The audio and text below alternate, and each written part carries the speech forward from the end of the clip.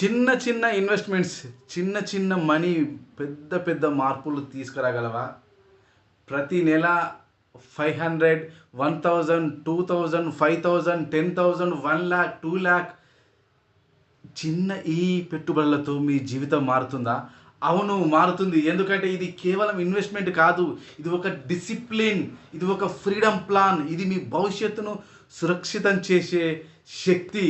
That is SIP and SWP. SIP అంటే systematic investment plan. అంటే ప్రతి నెల చిన్న మొత్తాన్ని మ్యూచువల్ ఫండ్లో పెట్టడం. ఉదాహరణకి ప్రతి నెల ఒక 1000 రూపీస్ మీరు పెట్టినట్లు అనుకోండి. ఎంతైనా పెట్టచ్చు. 1000, 5000, 1,00,000 ఎంతైనా పెట్టచ్చు. 1000 రూపీస్ పెట్టారనుకోండి, 10 సంవత్సరాలకు అది 1,20,000 మాత్రమే కాదు, కంపౌండింగ్ పవర్ వల్ల చక్రవడ్డీలాగా అది 3,00,000 అవుతుంది. That is compounding power. అంటే మనం డిసిప్లిన్ మన ₹1,00,00,000 ఫ్యూచర్కి ఒక దారి ఇస్తుంది. మనం చిన్నగా మొదలుపెట్టి పెద్దగా ఎదగగలుగుతాం. ఎస్డబ్ల్యూపి అంటే మీరు పెట్టిన ఇన్వెస్ట్మెంట్ నుండి ప్రతి నెల మీరు ఇన్కమ్ పొందడం.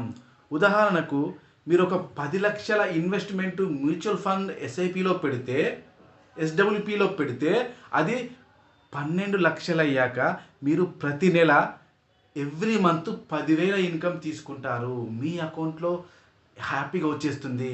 మీ ప్రిన్సిపల్ అమౌంట్ తగ్గదు. ఆ ఇంట్రెస్ట్ వల్లే మీకు వస్తుంది. రెగ్యులర్ ఇన్కమ్ వస్తుంది. ఇది retirees, home makers and business people అందరికీ పర్ఫెక్ట్ టూల్ ఇది. మన జీవితం అంతా కష్టపడి సంపాదిస్తాం, కానీ మన డబ్బు మన కోసం పనిచేయడం నేర్పించుకోము.